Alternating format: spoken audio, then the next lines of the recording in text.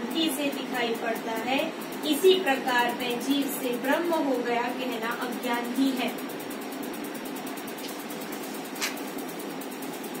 जिस ब्रह्मवेता को ब्रह्म दृश्य की तरह अनुभव में दिखाई पड़ने में नहीं आया, अर्थात इदम रूप यह रूप जानने में नहीं आया, प्रत्युत आत्मा रूप मैं रूप अनुभव हुआ है, उसने ही परमात्मा को जाना है, ऐसा जानना चाहिए। तो परमात्मा को इदम रूप से यह परमात्मा या वह परमात्मा, ऐसा अगर किसी ने अनुभव किया कि मैंने, गुरु से आपने कहा कि मैंने परमात्मा को जान लिया, और गुरु ने पूछा कि भाई तुमने उसको किस रूप में जाना, यह रूप में कि वह रूप में, तो तुम क्या जवाब दोगे? यह रूप की वह रूप, न यह न वह। तो अनुभव जिसने किया वो तो बोलेगा मैं रूप, नहीं तो मैंने यह रूप में कि वह रूप में, चार भुजा की मुरली वाला कि तो परमात्मा इदम रूप से वह रूप से कभी जाना ही नहीं जा सकता। इसलिए वेद भी नेति नेति कहता है, तुम जितना भी बता दोगे ऐसा ऐसा जाना ऐसा जाना ऐसा, वो वेद संग संग सब तुम्हारे आंसर काटता जाएगा। तुमने बहुत बुद्धि लगाकर इस तरह जाना उस तरह जाना, वो देखते ही काट देगा, क्योंकि वो इस और उस तरह जाना नहीं जाता है। जाना जाता है तो मैं रूप करके ही जाना जाता है। जिसे ब्रह्मवेता को ब्रह्म दृश्य की तरह अनुभव में दिखाई पड़ने में नहीं आया, अर्थात जिस ब्रह्मवेता को ब्रह्म दृश्य की तरह, दृश्य विश्व का विश्व समझ रहा था, ठीक है, उच्चारण नहीं समझ पाया। जिस ब्रह्मवेता को ब्रह्म दृश्य की तरह अनुभव में दिखाई पड़ने में नहीं आया, दृश्य की तरह, वस्तु की तरह, व्यक्ति की तरह अपने से भिन्न दिखने में नहीं आया, उसी ने ब्रह्म को जाना है। किस रूप में? बनाए करके जाना है, न कि उसको यह वह रूप में जाना है। अर्थात इदम रूप यह रूप जानने में नहीं आया, प्रत्युत आत्मा रूप मैं रूप अनुभव हुआ है, उसने ही परमात्मा को जाना है। सब इसी भ्रम में फंसे हैं, जितने भी भगवान की ये भक्ति करने वाले हैं, साकार की उपासना वाले, सब इसी भ्रम में फंसे कि हमने परमात्मा को जान लिया, हमने जान लिया, वो मुरली वाला, वो धनुष वाला, वो त्रिशूल वाला, यहाँ नहीं वहाँ जाना, वहाँ वो सत्संग में जाना। उस गुरु ने हमारे को सर पे हाथ रखा और हमारे अंदर ज्योति दर्शन हो गए, तो उसने हमको हाथ रखा तो हमको उसका दर्शन हो गया। इस तरह से वो परमात्मा कभी देखने जानने में नहीं आता।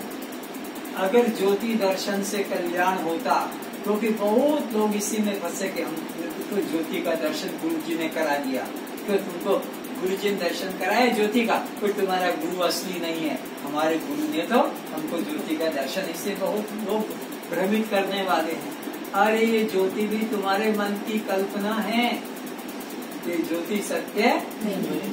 ये एक इतना बड़ा सूर्य है, इसको देखने की तो हिम्मत नहीं, और आंखें बंद करके तुमने जो ज्योति दर्शन किया, और कैसा हजार हजार सूर्य एक साथ आकाश में हो, इतना उज्जवल प्रकाश देखा, अरे मर जाएगा, आंखें भी फूट जाएगी।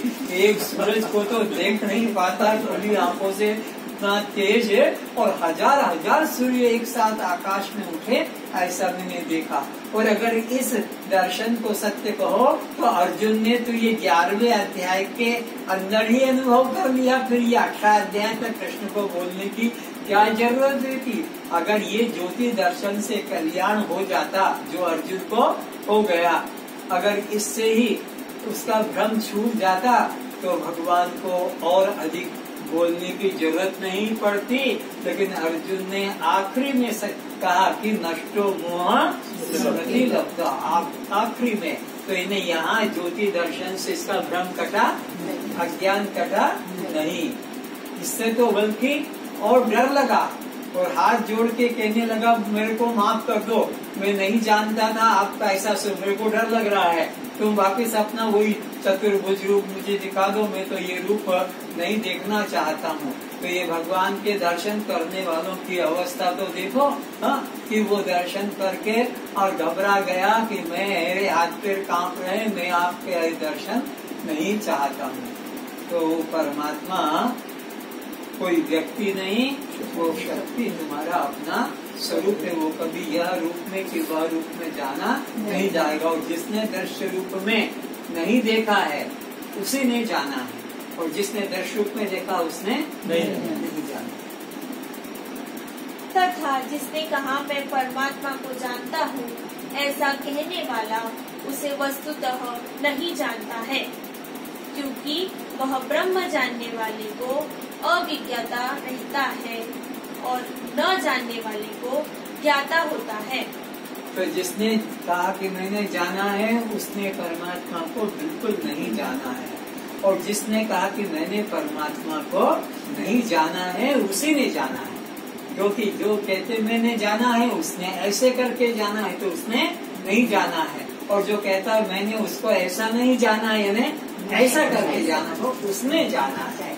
ऐसा करके मैंने तो नहीं जाना। तो कहते देखो वो अज्ञानी है, इसीलिए बोलता मैंने परमात्मा को, हमारे गुरु जी तो कहते हमने परमात्मा को जाना है। तो जिसने कहा कि हमने परमात्मा को जाना है, अभी उसने जाना, क्योंकि उसने जाना है तो कैसे जाना है, ऐसे करके जाना, अन्य भिन्न करके। और जिसने कहा भाई मैंने तो परमात्मा को ऐसे जाना नहीं है, उसी ने वास्तव में जाना है। परमात्मा ब्रह्माकार वृत्ति का भी प्रकाशक है। स्वयं प्रकाश किसी इंद्रिय से नहीं जाना जा सकता। न तत्र सूर्यो भाति न चंद्र तारकम नेमा विद्युतो भाति कुतो अयम अग्नि। उपनिषद कहता है कि वो परमात्मा तुम्हारे इन इंद्रियों के द्वारा जाना नहीं जाएगा। ऐसा है वो, उसको न तो सूर्य प्रकाशित करते हैं, न चंद्रमा प्रकाशित करता है, न तुम्हारी ये विद्युत बिजली प्रकाशित करती है।